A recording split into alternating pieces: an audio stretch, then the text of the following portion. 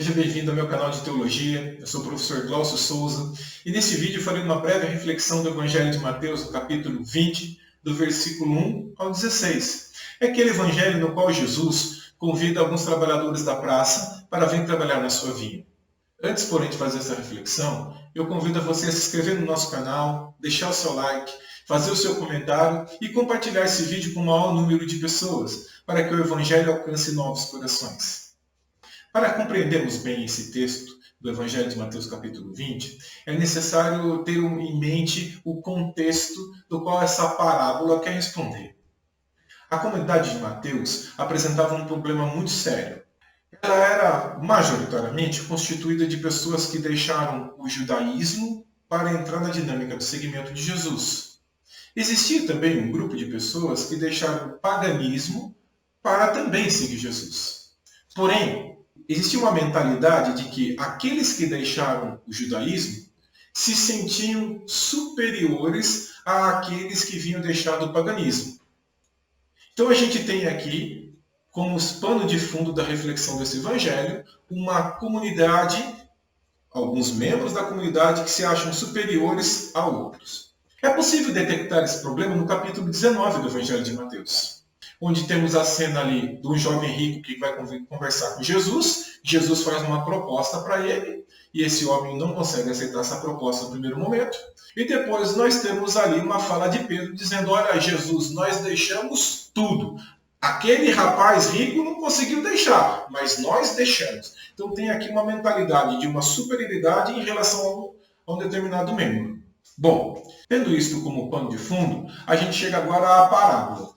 É necessário entender que a parábola é um gênero literário que quer propor uma alternativa de vida. Ele quer quebrar um aspecto para realçar outro. Ela quer romper com uma forma de pensar para estabelecer outra forma de pensar.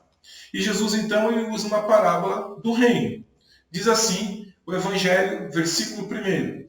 O reino dos céus é como a história do patrão que saiu de madrugada para contratar trabalhadores para a sua vinha.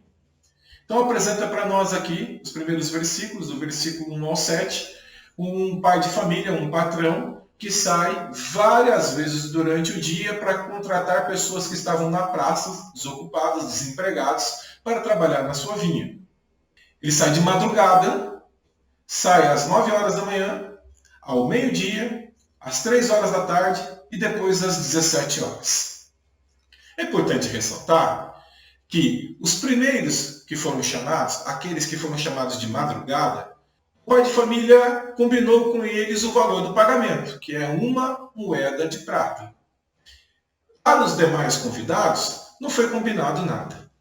Bom, passou-se o dia todo de trabalho e no final da tarde, então, aqui eu convido você a pegar o versículo 8, quando chegou o final da tarde, o patrão disse ao administrador: chama os trabalhadores e paga-lhes uma diária a todos, começando pelos últimos até os primeiros.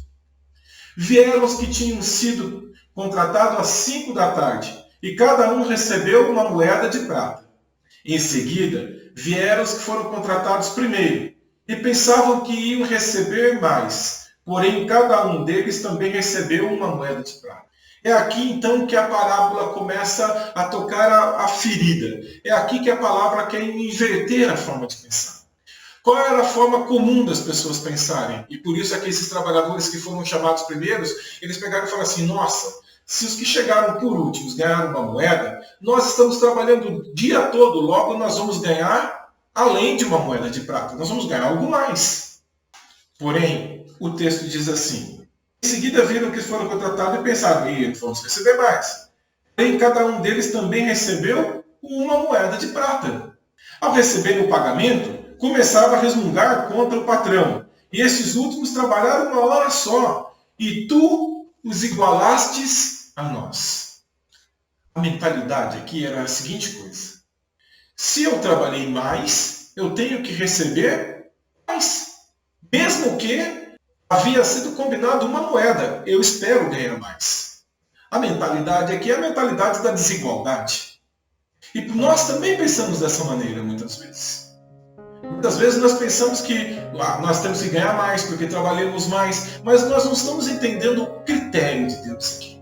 né? A parábola aqui que o pai de família que representa Deus, esse pai de família não foi injusto em nenhum momento com esses contratados. Apenas ele quis ser generoso com aqueles que chegaram por última hora. E aqui então, nós temos um paradigma do pensamento cristão.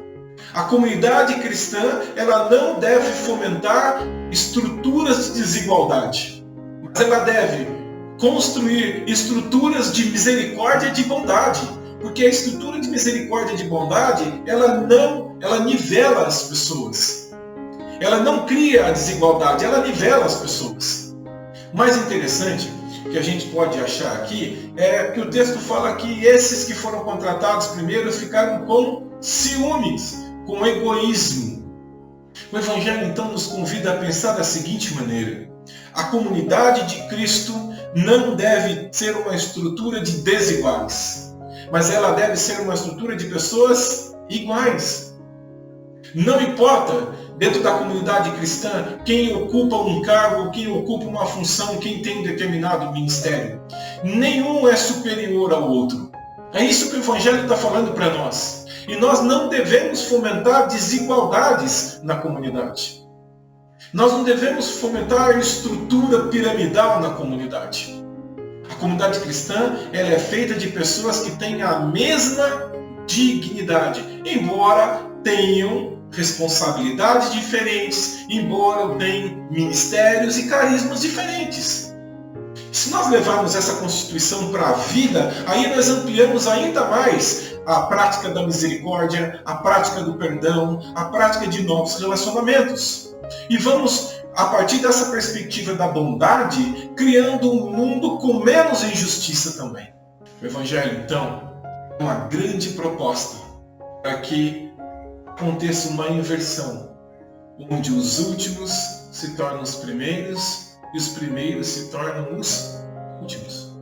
Uma mentalidade de uma construção de um mundo de pessoas solidárias, que respeitem a dignidade uma das outras.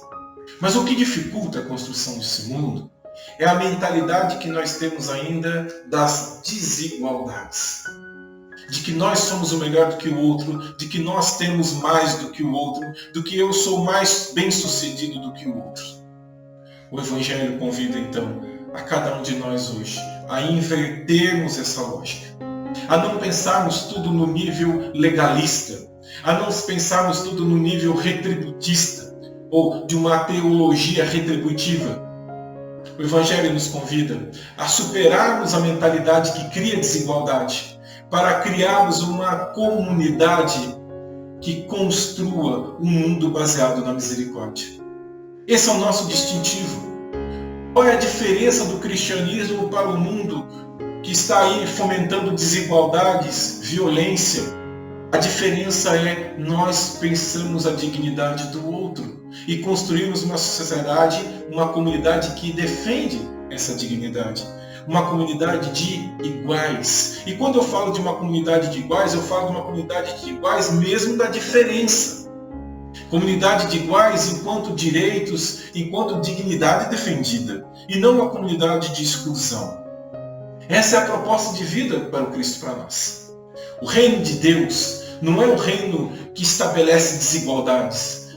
O reino de Deus não é um reino de caciques. O reino de Deus não é um reino de privilégios. O reino de Deus é um reino onde aquele que chega por último, está mais fragilizado, recebe o amor, o carinho e o cuidado. Nós possamos pedir para Deus que Deus nos ajude a mudarmos, a virarmos a chave, a não pensarmos tudo a partir da desigualdade, mas que nós possamos pensar tudo na proposta do reino, e na proposta do reino todos são tratados com a mesma dignidade, porque todos são filhos, trabalhadores, chamados por Deus a participar da vinha do povo do Senhor.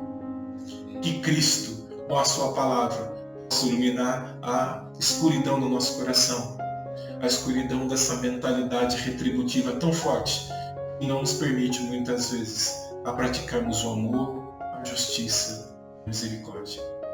Deus te abençoe, Deus nos abençoe para que essa mentalidade nova apareça na minha vida, na sua vida. Até o próximo vídeo.